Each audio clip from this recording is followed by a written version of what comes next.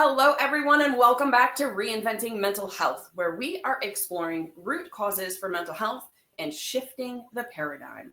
Today, we have with us Dr. Aaron Choppa, and he is located in, you said, Houston, just outside Houston, Texas. That's right. And he is with us today to talk a little bit about detoxification and diet and red light and all of the fun things. First, Mary, I want to just say thanks for letting me come on the show. It's a lot of fun to get on podcasts. I love this age where we're able to learn and grow across state lines, across country lines, and really make a difference in the world, because we never know where this message is going to land and when somebody's going to share it, when it's going to impact somebody, when God says they're ready to hear it and it lands in their inbox. So I pray that all your people will listen to our message, share our message, and feel the energy that we bring to the table, because what we're sharing and what you and I are bringing to light is so important in today's world. We are coming out of this paradigm where doctors know it all, doctors are pedestal, doctors say this and you do exactly as you're told. You rush to the doctor for everything under the sun, and we have forgotten that God designed this body intricately and wonderfully, and it has a lot of cool tools on its own that it doesn't need external interventions. And so unleashing that is probably where my life started. When I was a youngling, my father was always curious about the body. He was an engineer by trade. So if you know any engineers, and many of your listeners may be engineers, the thought processes of engineering is learning to think through process and to learn to think inside and outside of the box and find a solution. Everything has a solution, and we just got to find it. And so approaching life through one lens limits your solutions. So coming to the world through a big lens of trusting the body and trusting people that have seen challenges arise opens us up for opportunity to learn from others. And one of my favorite Bible verses is Proverbs 27:17, that says, we need people in our lives because we can sharpen each other. And as iron sharpens iron, so shall one sharpen another. And so my dad was a very key, intricate role in just thinking like that. But interestingly, my dad didn't have it figured out. My dad struggled in the health area. He had an ankle injury that sent him basically into a stagnant world. And then he got into his career pretty heavy, got stressed. And so we were an overweight family. We were a medicated family. They had taken my eggs away. They took my beef away. They took my bacon away. They took all the stuff and had me on parquet and margarine-based butter spreads. I remember the old butter parquet. If anybody can know how old I am, to appreciate that these fake butters are plastic, essentially, and those plastics will clog up our body's detox pathways and our basic functional pathways in our nervous system and can wreak havoc. So, of course, I was 55 pounds overweight. I was eating all this fake food. Snackwells was out at the time, which was a fat-free. We demonized fat society in the 90s and late 80s, and I was a victim of that. My parents did the best they could with the information they had, and I was a 55-pound overweight young kid, and I got made fun of for being fat. I had an emotional challenge real quick, fast, and in a hurry, and it was sad, man. It was very challenging to navigate. I've overcome it very much so now, but because it actually turned into a gift. Like what the devil means for evil, God means for good. But I remember the girl saying, I can't believe he's wearing that. He is so fat. And that was exactly how she said it. And I remember literally going to my locker room, putting on my regular clothes, and I walked out the back of the school straight home, didn't even check out. We had a little talk with Aaron, myself, in the mirror and said, Chop, never again are we going to have a chick make fun of us for being overweight. How are we going to fix that? This was the conversation in the mirror. I got off of sugar. That was the first line of defense. Any Kool-Aids, any Gatorades, any of the day energy drinks, Powerades, I dumped them. I said, ain't going to happen. Any sugar in my tea, I dumped it. Any artificial sugars in my tea, I dumped it. Anything sweet, I took it out. I love tortillas, butter, and which was plastic butter, by the way, and sugar and I would eat that like a taco. That was like a dessert, and I would eat that every day. I had 6 peanut butter and jelly sandwiches every day. I was an overweight kid. I did not come from a healthy family. All that to say, in one summer, just fixing those little things about sugar, just taking sugar as the focus out of the diet, you know what I've discovered? I was no longer 55 pounds overweight. I was thin. People thought I was anorexic, and I wasn't. I was eating. I had lost so much weight so fast, it flipped everybody out. People don't realize how much sugar they're actually ingesting. 100% correct. It's hidden. And I know, so years ago when my husband and I went on to keto and we cut sugar, he was more of a sugar bug than me. So when we did that, he dropped like 30 pounds in 1 week. That's it just fell off. And so that is exactly my story, right? I discovered that a piece of bread equates to about 1/4 cup of sugar in the body. And if we can get people to stop eating 2 slices of bread and just go to 1 slice, it would be a start. And so sometimes it's a degree of change. So, my journey, then I lost that weight. That was pretty cool for me. But unfortunately, my dad did not make all those same changes. And turns out he had heart disease. I did not know this. And he had some stents put in. At 19 years old, my dad died in my arms of a heart attack. I'm so sorry. Yeah. So this is where the monumental transformation light bulb went off for me.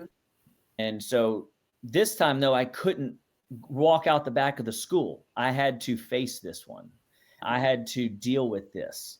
I was the good, fortunate place that I was at.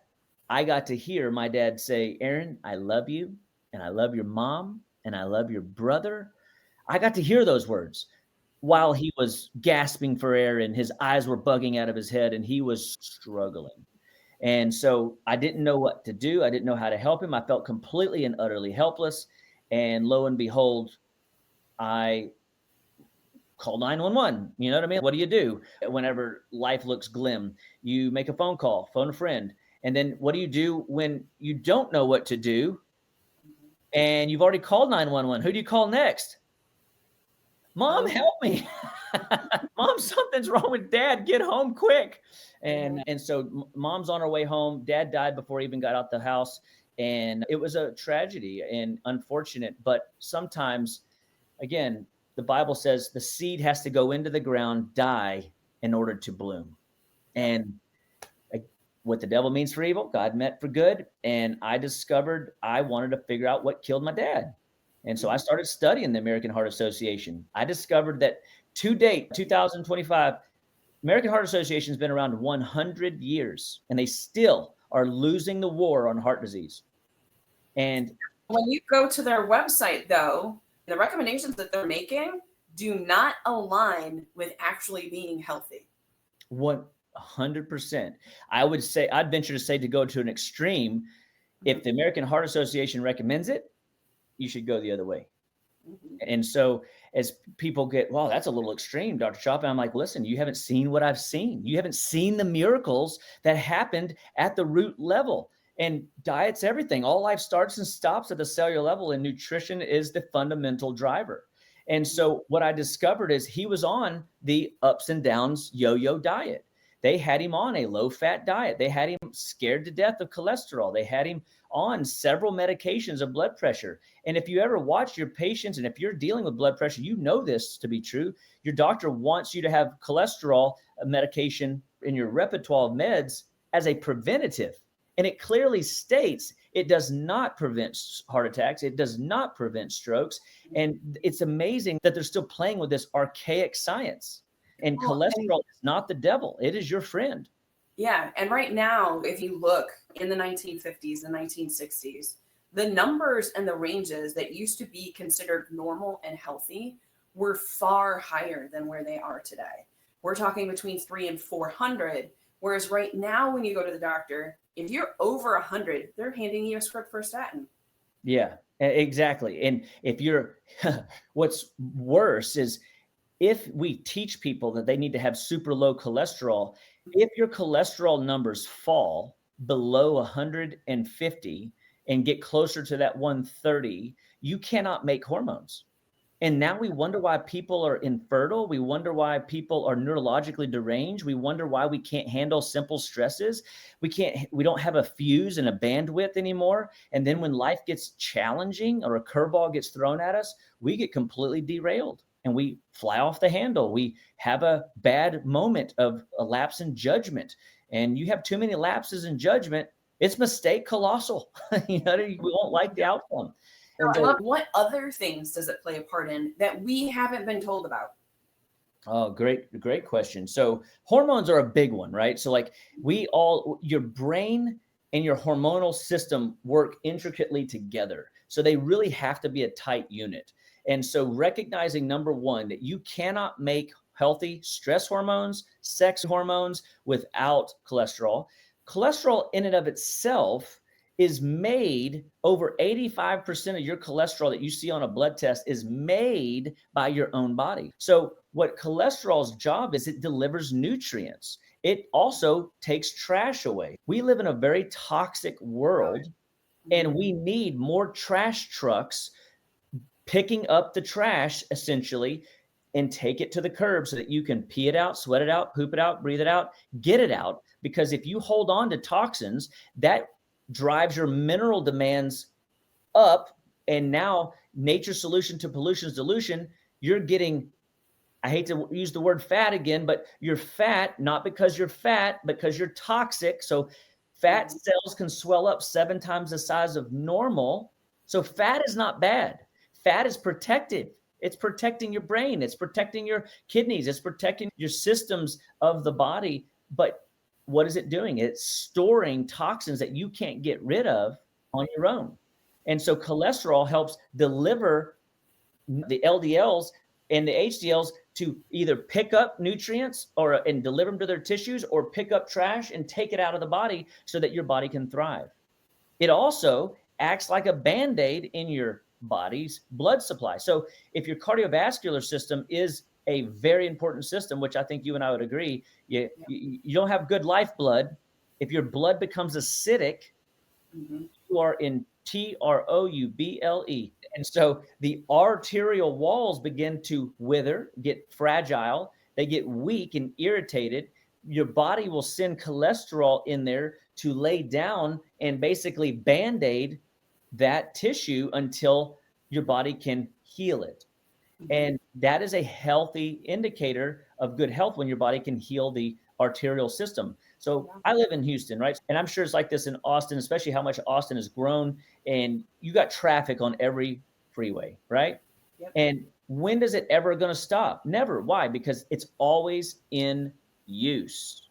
And so when are we ever not using our blood and our blood supply chain? Always and forever, until we give up the ghost. And so that arterial system not only is working on our behalf live, present today, to get through the day, to get through the moment, but it's also being repaired at this exact same time. It's this beautiful, amazing harmonic matrix of utilization and repair processes. But sometimes we have to go from a 6-lane highway down to a 1 because we got a pretty major issue in an area. And so cholesterol is one of those healers that comes in and heals those tissues. So now we scare the tar out of everybody. We take the cholesterol out the system, and all of a sudden now we don't have those repair structures in check to go in and take care of those freeways. And that is a major problem. And so in the field of mental health, when we're talking about cholesterol, what we do know is when we're looking at neurodegenerative diseases, especially things like Alzheimer's and Parkinson's, we see brains that do not have enough fat. They're not properly myelinated anymore. And this is also tied to our cholesterol. 100%. And again, so this idea that fat is bad, we have to retrain the mind to see, listen, fat is not bad. Fat has a job. As a matter of fact, metabolic disease, syndrome X, all these things that are all drivers towards cardiovascular dysfunction and brain degeneration. So type 3 diabetes is called dementia, Alzheimer's, all the things for neurodegeneration. And the brain, without essential fats, fat has zero impact on blood sugar. So you can eat a stick of butter and be satisfied from a I'm hungry perspective and never raise your blood sugar in a negative. As a matter of fact, it'll stimulate hormones that will raise your blood sugar and maintain a steady state harmonious blood sugar all throughout the day, even if you had to go on a 12, 15, 17 hour, 20-hour fast. Yeah. And the brain actually loves fat. It needs fat. We need it in order to myelinate. So, when we've got somebody that we're working with that has slow memory, that's having trouble processing, we are absolutely asking questions about what are your cholesterol levels and why are you on that statin? Let's see if we can adjust your diet a little bit and get you off of that so that we can get you to healthy levels and get your brain functioning again. Let's take it up another notch. So now you can subfractionate out and see HDL subparticles. And essentially the subparticles are you can test this and see if you have enough trash trucks in and around the body to maintain the amount of waste we're generating. People forget that if you and I were remodeling a house, there would be sawdust, there would be dump trucks outside or like the trash bin thing outside so that we could throw a lot of waste material, even from a good piece of lumber. We don't need all of it. We have to cut it and there's sawdust now and then there's scraps. Your body, when it's repairing itself at the neural level, which is high demand, right? You got to have the best of proteins, good fats, vitamins, minerals in order to maximize how the brain can heal itself. And then, of course, we haven't even talked about good sleep, getting that process unfolding. But at the end of the day, we are just talking about cholesterol and its ability to remove waste. And we can subtract out your HDL, LDL, and your total cholesterol and look beyond the simple of the numbers. And we can start seeing deeper issues of imbalance. And then we can start to change the tide, change sail, and go in a different, healthier direction and see those numbers improve, which essentially means we're setting a person up for longevity, fully functional in spirit, mind, and body. Absolutely. So when you're working with somebody and you notice that their cholesterol out of balance and they've been put on a statin and we see that they don't have enough of those garbage trucks, what's your go-to? First and foremost, if we stick to the basic premise, all life starts and stops at the cellular level and nutrition's the driver, I have to show them that their food matters. So food is medicine and medicine is food. The doctor of the future will prescribe food as medicine, not drugs, right? So we have to get people looking at their diet. The coolest thing about functional blood analysis in today's world is everybody has blood work and everybody believes that their blood tells the tale. And I will always say the blood doesn't lie, but it doesn't always tell you the truth. And that's because most people go and they're only looking at what the lab ranges say are normal and or abnormal. And that is the wrong lens to look at, because most people that want to be well and want to be proactive and have this ounce of prevention is worth a pound of cure mentality, they want to narrow the lens and start looking for areas in their blood work that are showing indication for going the wrong way. Track those numbers, make those lifestyle changes, because now we're plucking weeds out of a garden instead of oak trees pushing up against our homes. And so it's in the beginning, guys. Disease is easy to fix, hard to recognize. In the end, disease is easy to recognize and harder to fix. Not impossible, just harder.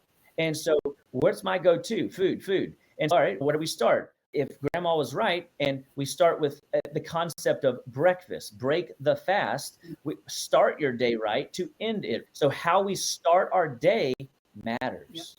But unfortunately, in order to start our day well, we must end it well as also. So it's a double-edged sword, but really and truly, I always start with, hey, what are you eating for breakfast? And if the person says to me, oh, I don't eat breakfast. Oh, do you have any fluids? Okay, great. So when's your first meal today? And they'll say 11, 12, or 1. I say, great. Let's keep that happening. Let's stay in that same vein and keep that fasting state intact, because they're already doing it. So I'm just leveraging what they're already comfortable with. I'm not necessarily asking them to do something impossible. I'm looking for 1 degree of change. So the challenge though is I said, what do you typically eat for lunch? And you know the answer. It's carbs, carbs, and more carbs. So I go, look, let's do this as a one step in the right direction. Since you're already fasting the breakfast and morning hours, let's make your first meal of the day protein. And that goes to say, even if you are, and I had this patient come in, a young guy, he's eating honey butter toast. He's eating a pastry. He's eating blueberries with yogurt, fruit on the bottom of yogurt. He's eating a bowl of cereal along with some toast and some other type of non-protein food, okay? And I go, look, your first meal of the day is going to be protein. Chicken, fish, turkey, egg, shrimp, beef, lamb, whatever I can get him to eat. So I make an arrangement to get them to eat some kind of protein-based morning. And people go, I don't like protein. Okay, we'll find maybe a plant-based shake to start them on their journey. Something to put a log on the fire. So proteins and fats would be classified as blood sugar logs on the fire. And that stability factor, if you eat breakfast or if you start with lunch and it's all protein, that log on the fire is going to stimulate your metabolic engine for longer periods of time. I'm going to push their fruit, their carbs, their vegetables to later in the day, especially understanding that most of the people that come in and see me, they have symptoms they don't like, chronic fatigue. They have brain fog. They have ADHD. They have some sort of autoimmune condition. They have a weight issue.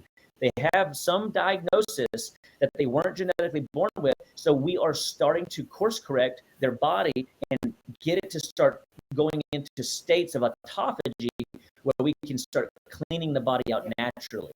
And 1 degree of change, if you do 1 degree of change every single day, that's a massive shift by the end of the year. Whoa, absolutely.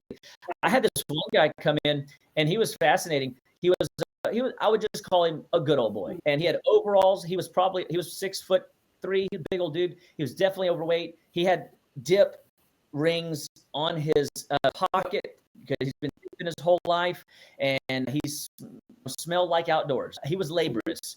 I have girly hands. He had man hands. And he literally in 6 months was doing yoga, stopped dipping, and was enjoying the better things of life in family and relationships. So this hard dude that was really calloused to life a bit and overworked began to change. And we didn't start with exercise because he wasn't ready for that. We literally started with his diet. When you de-inflame the diet, and then all of a sudden his body felt better and more energetic, and he goes, dude, is this real? Can I keep living like this? And I said, oh yeah. And by the way, it just gets better. And that is where we start. And that's why I believe that all life starts and stops at the cellular level, and nutrition is the fundamental backbone. Now, I say that so much, I've had personal trainers judge and say, you don't think exercise works? And I'm like, I never said that. As a matter of fact, if you listen to a lot that I say and what I write, if the dude don't move, the dude don't groove. And so we have to integrate lifestyle practices at all levels. What part of the watch tells time, Miss Mary? All of it. Yep. And so you and I are going into the world, and we're educating people to look at their food, look at their lifestyle, look at their movement patterns, look at their hydration, and all of a sudden we have a plan of attack. That often a lot of these things are things like you're eating, right? I eat every day.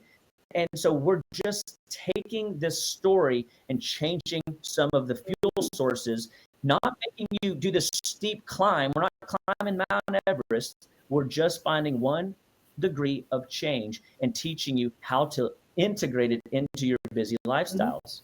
You just mentioned the most likely foods to cause an allergic reaction. So what are the foods on that list?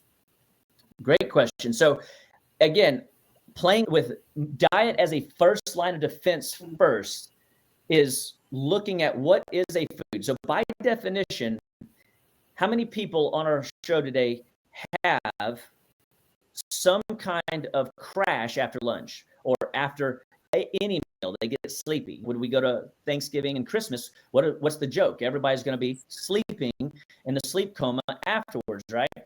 by definition, that is not what food's supposed to do. If you just go in your simple Webster's dictionary, heck, today we could chat GPT it, we could YouTube it. It's all going to say the same thing. By definition, food should energize you. It should heal you. It should strengthen you and make you alert. That's interesting. So that's very not what food is doing to most people. And so the reason that is because a lot of the food in our society today that we call food or health food even is only in that category because it is marketed well. So there are unfortunate people that want to control the food supply, aka he who controls the food controls the world. And you can make people sick, you can make people docile, you can make people disconnected through the power of food. So these foods are wheat, dairy, corn, and soy. I think you even mentioned earlier you took your kiddo off of corn. Our entire family. Okay, now interesting. We haven't got to dye and we haven't got to sugar, and I'll tell you why. Are those foods or are those chemicals? Those are chemicals. They're not even in the food category. So those actually fall into the category of the 4 deadly food additives. The 4 deadly foods are the ones you just mentioned, wheat, dairy, corn, soy. And it is, if you get those foods out of your diet and people go, but I like corn. I'm like, no, corn is for birds. It's actually a grain. It's not a vegetable. And it's so chemically adulterated in this country that what you think you're eating, it ain't the same stuff that the Pilgrims ate off the Mayflower with the Indians. With wheat and with soy, they have been so genetically modified and changed so that they're not the same plants anymore. I frequently have the conversation with people who are in my office and we're talking about we really need to remove gluten because this is very inflammatory. Your test work came back indicating this. And there's this huge complaint over why is gluten such a problem? And why would the FDA allow that, right? Yeah. So I have to educate people on the changes that they've actually made to our wheat plants. When you hear songs about the United States and they're talking about amber waves of grain, the wheat plant used to be 6 feet tall and the grain was very small. Today, the plant is very short and the grain is very large because they have modified the wheat germ itself. And then they've also put the pesticide in the actual wheat germ. There is no washing it off. It's in the plant itself. And then we go through the process of them spraying it with Roundup to dry it out so that they can harvest faster. So you just got it. So essentially, we chemically adulterated it. We mutated it at the seed level. So we have to even now start questioning whether or not the current wheat that people are consuming is a food itself, isn't it? So we've turned the butter into plastic. We've turned the wheat into this chemical Roundup ready plant that can be harvested for money, not for health. I always like to tell the story of what grain. A story I have is if we go back into the Bible, there was a guy named Joseph, and Joseph had a job. He was actually a dreamer, and he found himself interpreting a dream for the Egyptian Pharaoh. And the Pharaoh elevated him because he predicted a 7-year famine. And so he goes, since you interpreted the dream, Joseph, you get the right to help us prepare for the first 7 years of harvest in preparing for the 7 years of famine. And so he harvested grain because the grain from wheat essentially will never go bad until you crack it. Once you crack it, it has about a 3 to 8 hour lifespan and it will go rancid. So he did a very good job of preparing for that famine. But interestingly enough, about the Egyptian culture, they were real good about mummification. And they mummified because of religious reasons, afterlife, this, that, and the other. But they also mummified because they were dying earlier and earlier than other civilizations. And they wanted to preserve their bodies in hopes that somebody would come behind them and discover the reason to better their downline, their generational line. And guess what they found? The grain was highly inflammatory if only consumed as a mainstay, staples. So you take in grain if you're broke under a bridge. You take in grain when you don't have much, when you're in a state of famine. So we have to figure out workarounds around that. But the reality is it cannot be an excuse to stay there, because it will cost you your life. It'll cost you time on the earth, the impact. And so what happens with the whole idea of grain today, like you said, not even the same stuff. So now it becomes the number one driver in irritating the gut lining, causing leaky gut, which then disrupts your absorption rate. It disrupts your brain chemical matrix, because you make 3 million more brain chemicals, neurotransmitters in your digestive tract than you have in your brain. And so if your gut lining isn't manufacturing high energy, and you're taking in this fake version of it that's chemically laced, and we're just talking about one food here, guys, that most people by the FDA food pyramid said consume 7 to 11 servings of grain every day. That's not a good foundational practice.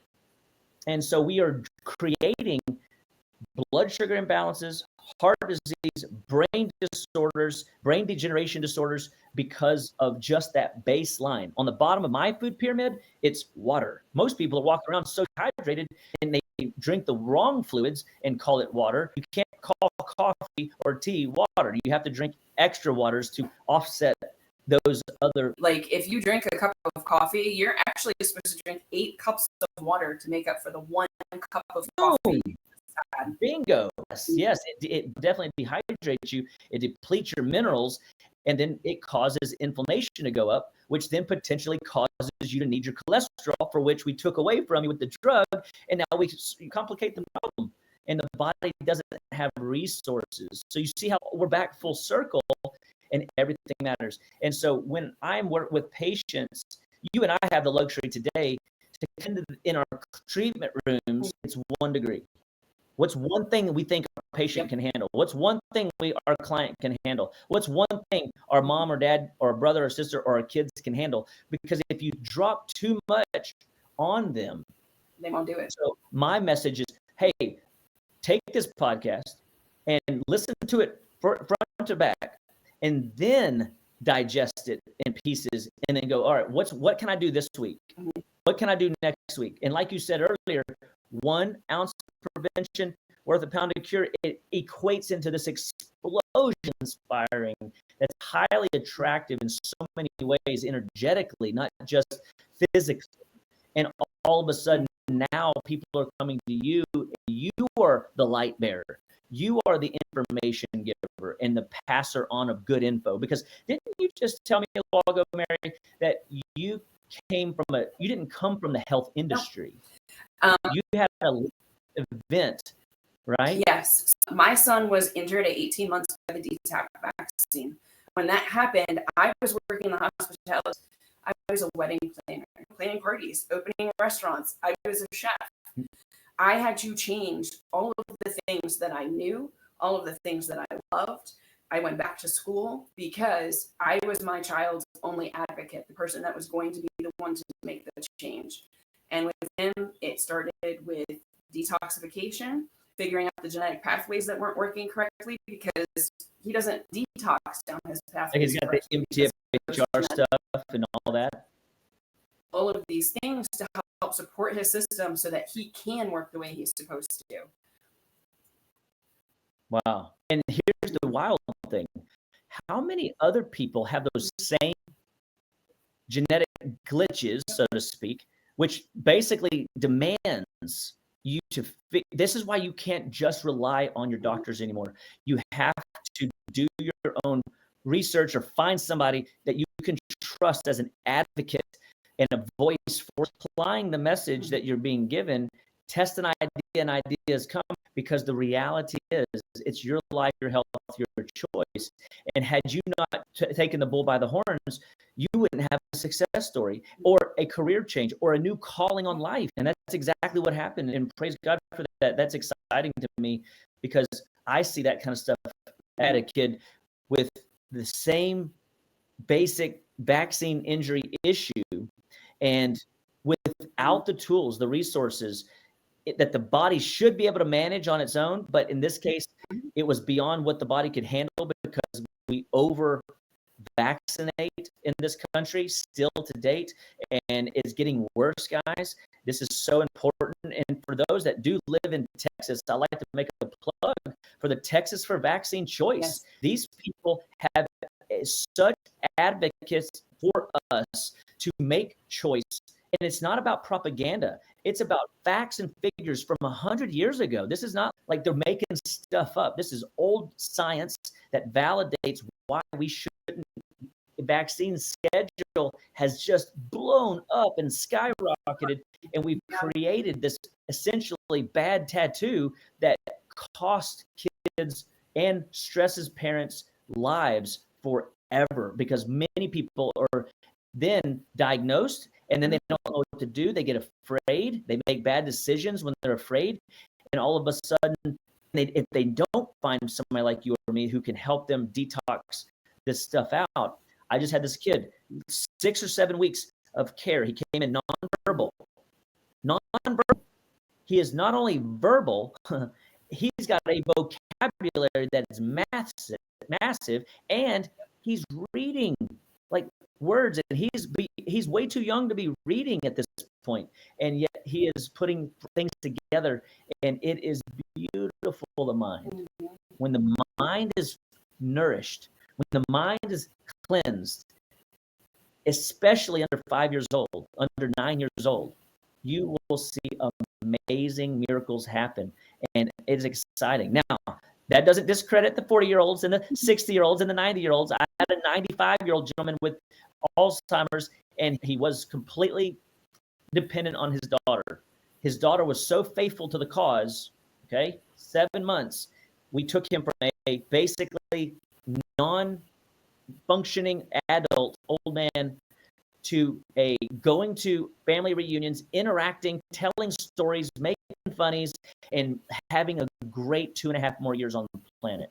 He died when he was 98. I got the good fortune of working on him for approximately 2.5, 3 years, and it was beautiful. The family came and told me these stories about how we didn't even know him, and now we know him. And so even if you're elderly and you've been diagnosed with some sort of crazy brain disorder, you don't discredit age is only a number, the great Gary Null said. And we've got to recognize it's your life, your health. You have a vote, and now you just got to make the decision and stand on it, hold fast to it, and do not waver.